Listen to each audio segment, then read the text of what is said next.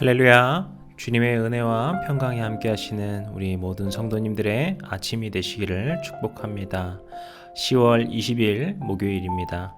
오늘도 우리가 주님께 예배로 이 아침을 시작하기를 원합니다. 우리 다 함께 조용한 기도 드리심으로 주님 앞에 나아가겠습니다. 사랑과 은혜가 충만하시고 큰 복으로 우리에게 함께해 주시는 우리 주 아버지 하나님, 오늘도 주의 자녀들이 이 아침의 시작을 주님께 맡겨드립니다. 예배함으로, 주님의 말씀에 귀 기울임으로, 기도드림으로, 찬양과 경배를 드림으로 이 하루를 시작합니다. 주님께서 우리의 예배와 찬양을 받아주시고 우리의 삶이 주님께 온전히 인도될 수 있도록 우리가 주님의 말씀에 귀 기울일 수 있는 주님께 우리의 마음을 온전히 드리는 이 자리가 되도록 도와주시옵소서. 우리에게 함께하여 주시는 우리 주님 예수 그리스도 이름으로 기도드렸습니다. 아멘. 우리 이제 시편의 말씀 보겠습니다. 시편 118편 21절부터 23절의 말씀을 우리 함께 경배함으로 선포하겠습니다. 주께서 내게 응답하시고 나의 구원이 되셨으니 내가 주께 감사하리이다. 건축자가 버린 돌이 집 모퉁이의 머릿돌이 되었나니 이는 여호와께서 행하신 것이요 우리 눈에 기이한 바로다. 아멘. 이제 우리에게 주시는 하나님의 말씀 보겠습니다. 사무엘하 19장 1절부터 15절까지의 말씀입니다. 우리 한 목소리로 같이 읽겠습니다. 어떤 사람이 요압에게 아뢰되 왕이 압살롬을 위하여 울며 슬퍼하시나이다 하니 왕이 그 아들을 위하여 슬퍼한다 함이 그날의 백성들에게 들림에 그날의 승리가 모든 백성에게 슬픔이 된지라.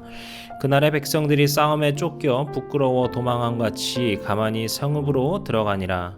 왕이 그의 얼굴을 가리고 큰 소리로 부르되 내 아들 압살롬아 압살롬아 내 아들아 내 아들아 하니 요압이 집에 들어가서 왕께 말씀드리되 왕께서 오늘 왕의 생명과 왕의 자녀의 생명과 처첩과 비빈들의 생명을 구원한 모든 구하들의 얼굴을 부끄럽게 하시니 이는 왕께서 미워하는 자는 사랑하시며 사랑하는 자는 미워하시고 오늘 지휘관들과 부하들을 멸시하심을 나타내심이라. 오늘 내가 깨달으니 만일 압살롬이 살고 오늘 우리가 다 죽었다면 왕이 마땅히 여기실 뻔하였나이다. 이제 곧 일어나 나가 왕의 부하들의 마음을 위로하여 말씀하옵소서. 내가 여호와를 두고 맹세하옵나니 왕이 만일 나가지 아니하시면 오늘 밤에 한 사람도 왕과 함께 머물지 아니할지라. 그리하면 그 화가 왕이 젊었을 때부터 지금까지 당하신 모든 화보다 더욱 심하리이다 하니 왕이 일어나 성문에 앉음에 어떤 사람이 모든 백성에게 말하되 왕이 문에 앉아 계신다 하니 모든 백성이 왕 앞으로 나아오니라. 이스라엘은 이미 각기 장막으로 도망하였더라. 이스라엘 모든 지파 백성들이 변론하여 이르되 왕이 우리를 원수의 손에서 구원하여 내셨고 또 우리를 블레셋 사람들의 손에서 구원하셨으나 이제 압살롬을 피하여 그 땅에서 나가셨고 우리가 기름을 부어 우리를 다스리게 한 압살롬은 싸움에서 죽었거늘 이제 너희가 어찌하여 왕을 도로 모셔올 일에 잠잠하고 있느냐 하니라. 다윗 왕이 사독과 아비아달 두 제사장에게 소식을 전하여 이르되 너희는 유다 장로들에게 말하여 이르기를 왕의 말씀이 온 이스라엘의 이 왕을 왕궁으로 도로 모셔오자 하는 말이 왕께 들렸거늘 너희는 어찌하여 왕을 궁으로 모시는 일에 나중이 되느냐. 너희는 내 형제요 내 고륙이거늘 너희는 어찌하여 왕을 도로 모셔오는 일에 나중이 되리요 하셨다 하고 너희는 또 아마사에게 이르기를 너는 내 고륙이 아니냐. 내가 요압을 이어서 항상 내 앞에서 지휘관이 되지 아니하면 하나님이 내게 벌 위에 벌을 내리시기를 바라노라 하셨다 하라 하여 모든 유다 사람들의 마음을 하나같이 기울게 하매 그들이 왕께 전가를 보내어 이르되 당신께서는 모든 부하들과 더불어 돌아오소서 한지라. 왕이 돌아와 요단에 이름에 유다 족속이 왕을 맞아 요단을 건너가게 하려고 길갈로 오니라. 아멘. 이제 어제 말씀을 끝으로 드디어 압살롬의 반란이 진압된 것을 우리가 보았습니다. 그런데 정확하게 보자면은 압살롬의 반란이 단순하게 진압되었다기보다는 압살롬이 죽음을 당한 것이죠. 그것도 이제 요압에 의해서 죽음을 당한 것을 우리가 보았습니다. 이제 이로 인해서 다윗이 큰 슬픔을 겪게 되는데요. 당연히 그가 아버지로서 슬퍼할 수밖에 없었고 그 아들의 죽음을 아파할 수밖에 없었을 것입니다. 하지만 여기서 문제가 생깁니다. 그것은 바로 다윗이 왕이라는 사실입니다. 그래서 이제 2절과 3절을 보시게 되면은 왕이 슬퍼하는 것으로 인하여서 백성들, 그러니까 다윗과 함께 싸웠던 사람들이 굉장히 동요하게 되는 일이 생깁니다. 그들이 얼마나 동요를 했는지 부끄러워 도망한 같이 성읍으로 들어가 버렸다라고 합니다. 이제 승리의 기쁨, 정말 열심히 싸워서 기쁨을 맞이해야 되는데 그들이 왕이 슬퍼하니까 그것에 동요되어서 도망갈 수밖에 없었던 것이죠.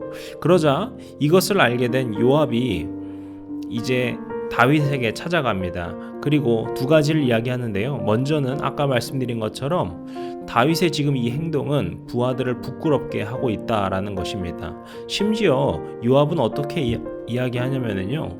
만약에 지금 왕의 이 표현은 우리, 그러니까 다윗을 위하여 싸웠던 사람들, 그리하여서 다윗의 가족과 그 부인과 그 모두를 살리도록 열심히 애썼던 사람들이 그저 죽고 압살롬이 살기를 바라시는 것 같이 보입니다 라고까지 강하게 충고를 하게 되죠. 그리고서 또 이야기를 합니다. 지금 나가서 다시 마음을 돌리지 않으면, 지금 그들과 싸웠던 사람들의 마음을 돌리지 않으시면은 이제 백성들이 왕에게 등을 돌릴 것입니다. 이제 백성들이 왕에게서 떠날 것입니다 라는 이야기를 하게 됩니다. 그래서 참 이것이 요압이 이야기를 했다는 게 참 웃긴데요. 지금 요압이 이런 말을 하는 게 다윗의 입장에선 참 한편으로는 괘씸할 것도 같습니다. 왜냐하면 다윗은 압살롬을 죽이지 말고 살려두라고 했지만 요압이 그 말을 어기고 압살롬을 죽인 것이거든요. 그런데 그런 결국엔 이 모든 일을 벌린 장본인 그 요압이 찾아와서 충고를 한다는 것이 참 얼마나 이 나쁜 녀석, 이런 생각이 들까, 이런 생각이 저도 들었습니다. 하지만 중요한 것은 그것이 다윗에게 처한 현실, 그것이 분명히 직시해야 되는 현실이라는 것이죠. 지금 다윗은 아버지로서, 압살롬의 아버지로서 또 맞겠지만 더 중요한 것은 그가 왕이라는 것입니다. 이스라엘의 왕이죠. 그것도 그는 그냥 왕이 아닙니다. 그 왕이라는 자리는 하나님께서 주신 자리죠. 그가 아버지로서 느낄 애통함, 그 슬픔에 대해서는 분명히 그럴 수 있다라고 생각이 되겠지만 그는 지금 하나님이 주신 자리에서 책임을 다해야 합니다. 심지어 지금 다윗에게 남겨진 상황은 어떤 상황입니까? 승리의 기쁨입니까? 즐거움입니까? 아닙니다. 지금은 이제 내전의 아픔을 수습해야 되는 상황이에요. 지금은 블레셋과 싸운 것이 아니고 어떤 커다란 강대국들과 싸워서 승리한 상황이 아니로 민족끼리 죽고 죽이고 있는 내전의 상황을 겪었습니다. 지금 왕으로서의 그의 책임은 그 상황을 수습해야 되는 상황인 것이죠. 그렇기 때문에 그는 겸허하게 이 요압의 충고를 받아들이게 됩니다. 그리고 이제 일어서서 백성들에게 나아가게 되죠. 저는 이 부분을 보면서 주님께서 우리에게 주신 그 소명의 자리, 그 사명의 자리라는 것이 얼마나 소중한 것이고 책임을 느껴야 되는 자리인가라는 생각이 듭니다. 저는 목회자로서 이렇게 말씀을 전하면서 또 성도님들을 만나고 위로할 수 있으면 위로하고 교회를 세워가면서 그 사명을 다하겠지만 또 여러분은 또 각자의 사명의 자리에서 그 사명을 다할 것이라 생각이 됩니다. 그것은 여러분의 직장일 수도 있고 여러분이 여러분의 가정일 수도 있지만 가장 먼저는 그 자리는 하나님께서 여러분들에게 주신 자리이심을 기억하시기를 원합니다. 그리고 그 자리 가운데에서 주님의 뜻을 아름답게 세워가시고 주님의 나라를 아름답게 이루어가시는 주의 자녀들 되셨으면 좋겠습니다. 그래서 다윗이 다시금 일어서서 그 이스라엘을 세워가는 출발처럼 여러분의 삶 가운데서도 주님의 나라가 빛나게 세워지는 모두가 되시기를 축복하겠습니다. 그리고 이제 말씀드린 것처럼 다윗은 이 내전을 수습해야 되는 상황 속에 있었습니다. 그리고 압살롬의 편에 있었던 사람들이라는 것은 결국에는 다윗에게 대적하던 사람들이었거든요. 그런데 이런 이들을 어떻게 품어야 될 것인가는 다윗에게 큰 과제이고 숙제로 남았을 것입니다.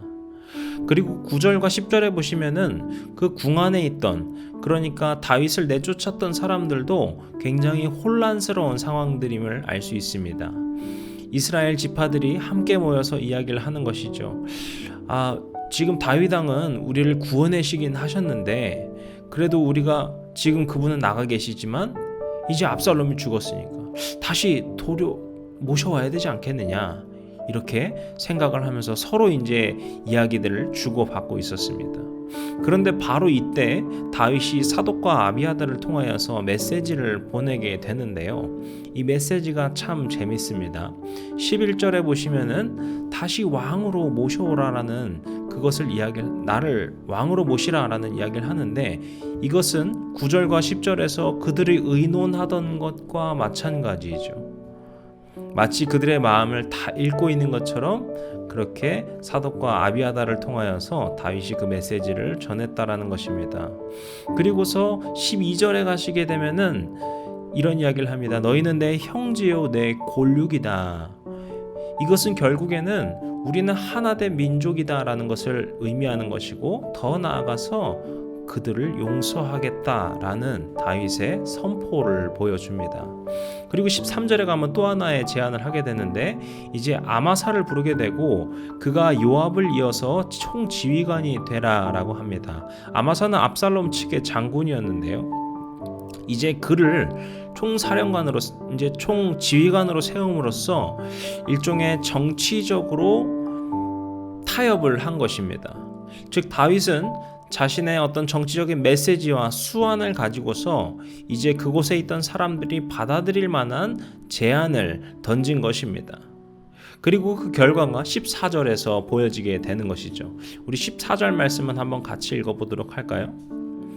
모든 유다 사람들의 마음을 하나같이 기울게 하며 그들이 왕께 전가를 보내어 이르되 당신께서는 모든 부하들과 더불어 돌아오소서 한지라. 아멘. 모든 유다 사람들의 마음을 하나같이 기울게 했다. 다윗의 그 메시지가 정말 그 한 방의 메시지가 강력했다라는 것을 보여줍니다. 그래서 결국에는 다윗이 이제 요단에 도착하게 되어서 요단을 건너고 이제 왕으로서 오려고 하는 것을 우리가 봄으로 오늘 말씀이 마무리가 됩니다. 근데 우리가 이 점에서 볼 것이 무엇이었을까요? 다윗의 뛰어난 정치력을 우리가 묵상해야 할 것일까요? 물론 다윗의 그 정치력에 대해서도 그가 현실적으로 그런 정치적인 수완을 했다는 것도 우리가 봐야 되겠지만, 우리는 성경을 통하여서 다윗을 회복시켜 주신 하나님을 가장 먼저 묵상해야 합니다. 다윗의 잘못으로 이 모든 일이 시작된 것을 알고 계실 것입니다. 다윗이 그 밧세바를 범하였던 그 잘못으로 인하여서 가정의 그 불화가 시작되는 것을 주님께서 예언하셨고, 그리고 그것이 암논으로부터 시작하여서 압살롬까지 이어서 반역이라고 하는 정말 최악의 상황으로 지금까지 치닫게 되었습니다. 그 과정 속에서 다윗은 자신을 따르던 백성들까지 이끌고 광야길로 나가는 고난을 겪게 되었습니다. 그런데 이 모든 여정, 이 광야길의 시작이 만약에 절망으로 끝났다면은 참 얼마나 가슴 아픈 일일까요? 하지만 하나님께서 그 인도하신 것은 결국에는 그를 훈련하심으로 이끄셨고 그를 회복하시는 것으로 마무리된 것을 보게 되는 것입니다. 다윗이 정치적인 수완을 갖고서 그들에게 제시했다고 할 수 있지만 그들의 마음을 움직이신 것, 이 모든 것을 인도하신 것이 하나님이시기에 하나님의 그 인도하심이 결국에는 다윗을 그리고 우리를 회복으로 이끄시는 것을 우리가 묵상하게 되는 것입니다. 오늘 우리가 이 말씀을 보면서 우리에게도 주님께서 이 큰 회복을 예비해 두심을 우리가 함께 기억하기를 원합니다. 우리 성도님들의 삶의 어떤 모습일지 모르겠습니다. 지금 평안하고 기쁘고 행복한 하루하루를 보내고 계실지, 아니면 혹 폭풍 같은 광야길 같은 정말 절망과 같은 어려움 속에 있으실지는 모르겠습니다. 저는 부디 바라고 기도하건대 우리 성도님들이 평안한 삶, 행복한 삶을 살아가시기를 계속해서 기도하고 바라겠지만, 혹 여러분의 지금 삶 가운데 어려움이나 힘듦이 광야길 같은 일이 찾아오셨을지라도 그것을 기도와 주님의 그 인도하심과 주님께 그 귀 기울이심으로 나아가실 때 우리 사랑의 주님께서 여러분의 삶을 결국에는 그 훈련 가운데 마지막에 커다란 주님의 그 회복의 약속으로 인도하여 주실 것입니다. 다윗을 결국엔 회복시켜 주신 주님처럼, 그리고 그 다 깨어질 것 같았던 이스라엘이라는 국가를 다시금 한 방에 하나로 묶어주신 주님의 그 놀라우신 은혜처럼 우리 모든 성도님들의 삶도 단번에 역전시켜 주실 수 있는 주님의 그 회복을 믿으며 나아가시는 우리 모든 성도님들 되시기를 주님의 이름으로 축복합니다. 기도하시겠습니다. 우리를 사랑하시고 축복 가운데 인도하여 주시는 주님, 오늘도 주의 자녀들이 주님의 말씀을 듣고 예배로 나오시게 하심에 감사드립니다. 이 시간 이 말씀을 듣는 우리 모든 성도님들의 마음 가운데 주님의 회복의 약속을 깊이 믿는 굳건한 믿음 허락하여 주시고, 날마다 주 안에서 승리의 삶을 살 수 있도록 주님 도와주시옵소서. 어떠한 순간 속에서도 주님만을 의지하게 하여 주시고, 각자 주어진 자리 가운데에서 그것을 주님께서 주신 자리로 알고 최선을 다하며 믿음을 다하며 살아갈 수 있는 복된 삶이 될 수 있도록 주님 축복하여 주시옵소서. 우리 주님께 오늘 하루를 맡겨드리며 이 모든 말씀 예수님의 이름으로 기도드렸습니다. 아멘. 주기도문으로 오늘 예배를 마치도록 하겠습니다. 하늘에 계신 우리 아버지여, 이름이 거룩히 여김을 받으시오며 나라의 임하옵시며 뜻이 하늘에서 이룬 것 같이 땅에서도 이루어지이다. 오늘날 우리에게 일용할 양식을 주옵시고 우리가 우리에게 죄 지은 자를 사하여 준 것 같이 우리 죄를 사하여 주옵시고 우리를 시험에 들게 하지 마옵시고 다만 악에서 구하옵소서. 나라와 권세와 영광이 아버지께 영원히 있사옵나이다. 아멘.